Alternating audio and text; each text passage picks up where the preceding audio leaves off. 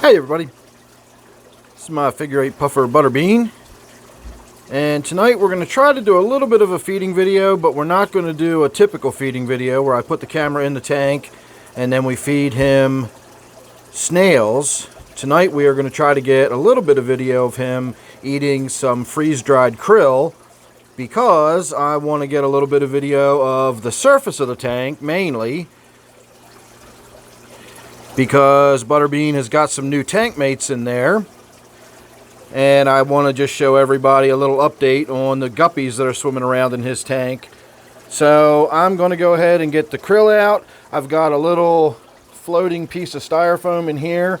I put the krill in there, and then he knows that that's basically his feeding station, and he comes over and gets it. You can actually see one of the guppies swimming around in there right now. So I'm going to put you on pause here for just a moment. And now we will see if Butterbean comes over and gobbles on any of the shrimp. I probably should have taken a little bit of the shrimp and crumbled it up, or put some fish food in the tank. I didn't actually put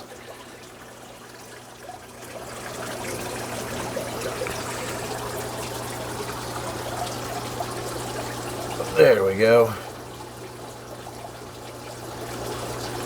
I'm assuming that as Butterbean chomps away on the shrimp, little bits and pieces of it will scatter around through the water, and that will be more than adequate for the little guppies to get some little nibbles. Plus there's plenty of algae in the tank for the guppies to eat.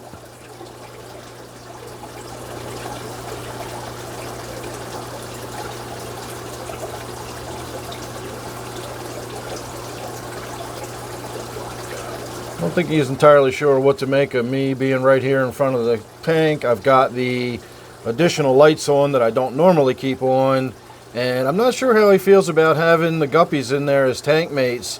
When I first got him, my big concern was everyone said that, you know, trying to keep a puffer with other fish was impossible, because the puffers are really aggressive and they will nip and bite at the other fish, and they'll bite their fins and so on and so forth. And so I tried putting him with other fish in a 20 long open top. Was my first brackish tank, and I had some bumblebee gobies in there, and I had some platies and some mollies, and I had a couple of rainbow fish, and he was sketched out all the time. He was not happy about having other fish in the tank, and slowly but surely he made his way into this larger tank. You know, once he was in the 40-gallon tank, I thought just a few bumblebee gobies in there would be probably, you know, wouldn't be that big of a deal. But it still seemed like they kind of bothered him a little bit. And now I'm beginning to wonder if putting the guppies in the tank with him was a bad idea. I kind of thought it would, you know, keep him from getting bored. And yes, puffer fish are the kind of fish that do need activity. They do need something to kind of keep them occupied, either foraging for food or natural hunting behavior or something like that. They are very intelligent fish as far as fish go, and they need something to keep them occupied, or they can really, you know, they can get bored effectively. And so I thought maybe having some other little fish swimming around in the tank might, you know, give them a little bit of something to think about, so to speak. So I'm going to call that good there, mainly because I can't squat down like that and video from a low angle anymore before my knees and ankles blow out. And I want to turn that forward light off and put some other fish food in for the guppies, so that they have something to do and can kind of leave Butterbean alone a little bit.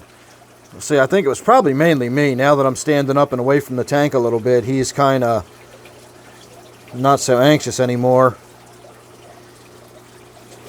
So for my regular viewers that watch him crunch and munch on the snails on a regular basis, I know that's probably what you think of as a feeding for Butterbean, but this is a normal feeding for Butterbean. This is what he gets probably 4 days a week. Maybe I'll throw a snail or two in the tank from time to time, but when I do those feeding videos where he has like a smorgasbord of snails thrown in there, a handful of them, that is a rare treat. He seldom gets snails like that. He usually gets a few snails, once or twice a week, 3 times a week maybe he'll get a snail or two, but mainly he gets this freeze-dried krill.